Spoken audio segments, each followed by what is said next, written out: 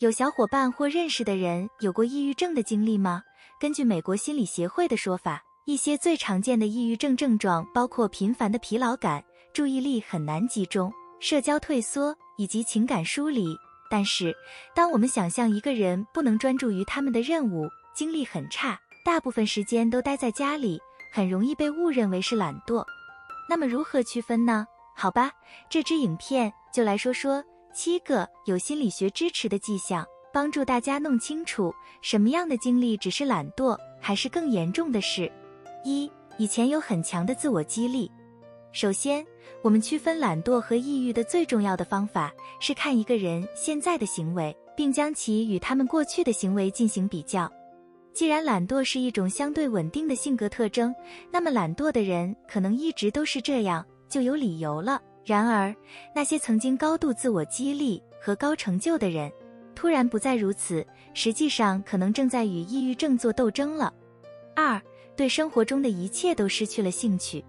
类似于上一点，如果觉得不仅失去了动力，而且失去了做任何事情的兴趣，甚至是曾经热爱和有热情的事，那么可能不是懒惰，而是抑郁症。事实上，对活动的兴趣或乐趣的降低是抑郁症发作的迹象之一。尤其说，如果一个人的懒惰不仅发生在自己通常不想做的事情上，比如家务或家庭作业，甚至对自己过去喜欢的爱好和活动也是如此，那就80%是抑郁了。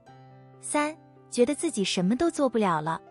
有没有小伙伴觉得自己什么事都做不了？也许觉得自己的懒惰已经无法控制了，因为它妨碍了自己的工作、学习和人际关系。但事实上，如果自己已经在精神上、情感上、身体上或社交方面有挣扎，可能正在面对比懒惰更严重的问题。4.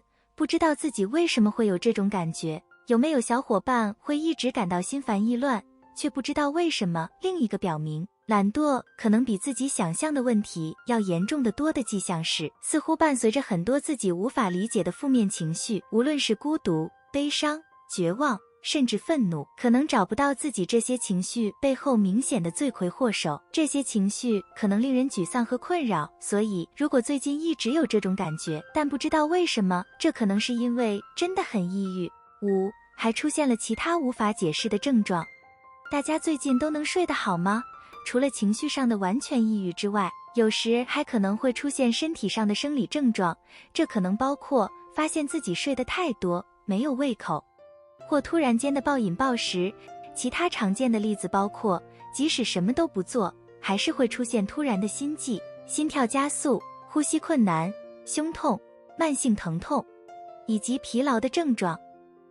6. 不知道为什么自己突然变得懒惰了。很多时候，当人们感到不堪重负或迫于成功的压力时，往往就会变得懒惰。他们拖延，也可能是由于缺乏自尊或无纪律和自我控制，或缺乏来自他人的积极认可。但如果这些似乎都不适用于你，而你只是觉得自己莫名其妙的突然变懒了，那么可能正在经历抑郁症。心理学家目前仍在努力弄清楚为什么有些人会抑郁。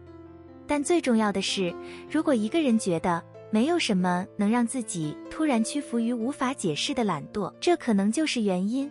最后一点，7. 正在尽最大努力不让自己变得懒惰。最后，但当然不是最不重要的，如果一个人已经尽了一切努力，试图让自己摆脱懒惰，但似乎就是做不到，那么这可能是因为正在经历的，实际上根本不是懒惰，抑郁症。明白吗？不像抑郁，懒惰是很容易补救的，有很多提高效率的技巧可以帮助我们摆脱恐惧。但抑郁是另一回事，如果不进行诊断和治疗，它会随着时间的推移而恶化，并增加危险行为的可能性，如药物滥用、成瘾、自残和自杀的念头。幸运的是，国家卫生研究所报告称，80%以上寻求专业帮助的人都恢复了健康。所以如果有小伙伴正在挣扎，不要犹豫，寻求帮助。